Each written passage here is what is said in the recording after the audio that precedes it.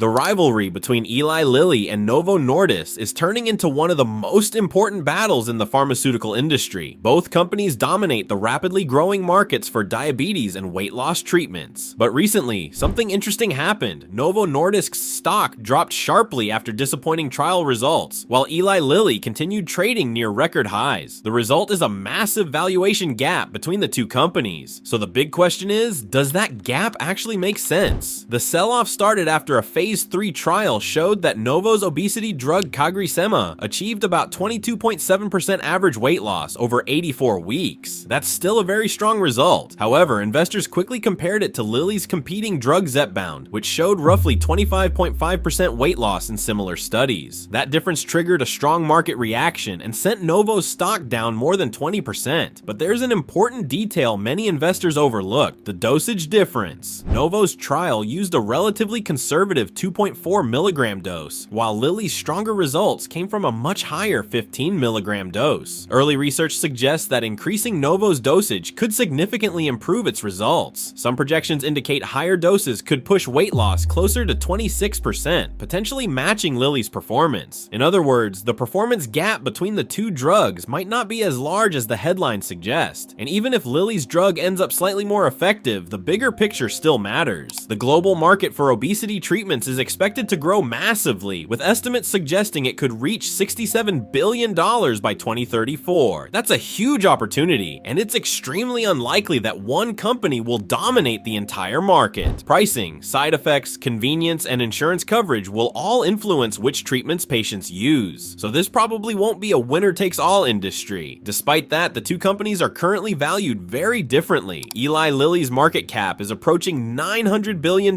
making it one of the most valuable pharmaceutical companies in the world. Novo Nordisk, after its recent sell-off, trades at a much lower valuation. When I look at the growth needed to justify those prices, the contrast becomes clear. To support its current valuation, Eli Lilly would need to grow revenue at roughly 21% per year for the next 8 years, an extremely high rate for a company that is already this large. Novo Nordisk, on the other hand, needs very little additional growth to justify its current valuation. That doesn't mean Lilly is a weak company. Its drugs like Mounjaro and Zepbound are performing extremely well, and its pipeline in oncology and immunology looks promising, but it does suggest that Lilly is priced for near-perfect execution, while Novo Nordisk is currently being priced with heavy pessimism. Even using conservative assumptions, some valuation models suggest Novo could still be undervalued by around 60%. If the company manages modest growth in the obesity market, the potential upside could approach 90%. Of course, risks remain. Competition will likely increase as more pharmaceutical companies develop new weight loss drugs, and regulatory changes or unexpected side effects could affect the industry. Still, the current valuation gap between Eli Lilly and Novo Nordisk appears unusually large, and the market may be underestimating how strong Novo's long-term position really is.